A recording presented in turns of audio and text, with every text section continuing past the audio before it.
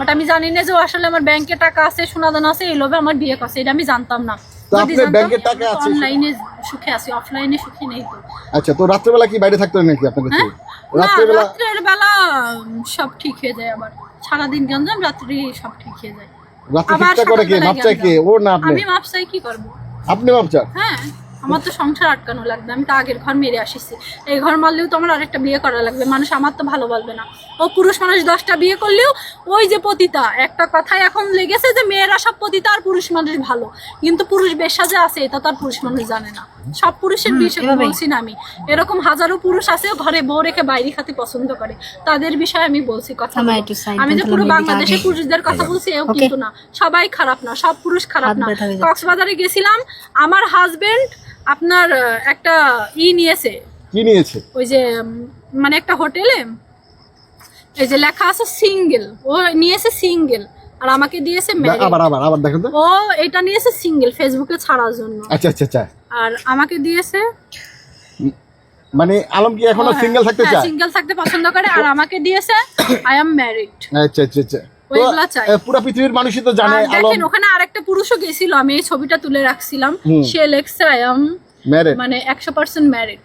এটাই হলো পুরুষ মানুষের ভেদাভেদ, এটাও পুরুষ মানুষ ও পুরুষ মানুষ, কিন্তু ও জানোয়ার লুচ্চা মাগিখোর, আর এ হলো প্রকৃত পুরুষ মানুষের বউ বুরকা পরে নিয়ে আসছিল, মানে পুরুষ মানুষ আর হলো পুরুষ নামের কলঙ্ক।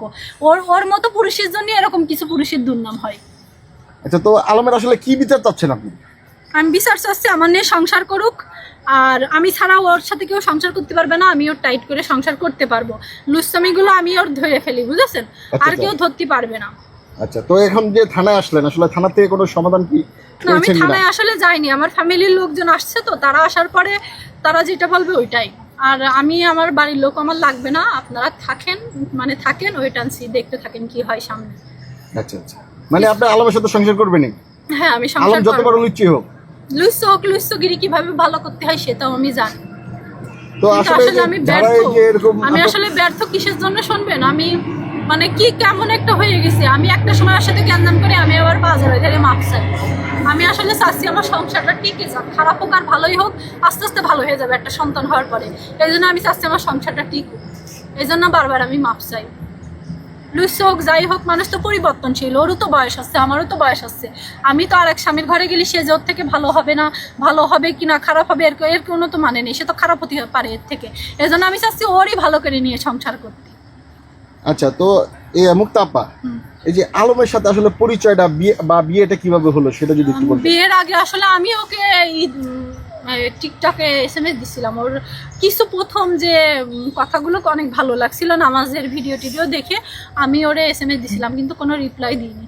তারপরে ওর এই মোহাম্মদ আলম হাসানে SMS দিছিলাম, তখন আমার রেসপন্স দিইনি। যখন আমার কিছু ছবি দিছিলাম, গহনা পরা ছিল কিছু গোল্ডের, ওই ছবি দেখার পরে ও রেসপন্স করে। তারপর থেকে কথা হয়, তখন শর্মিলার বিষয়ে মুক্তার বিষয়ে বলে যে ওরা পরকিয়া করতো, ওদের আমি ছেড়ে দিছি এই কারণে।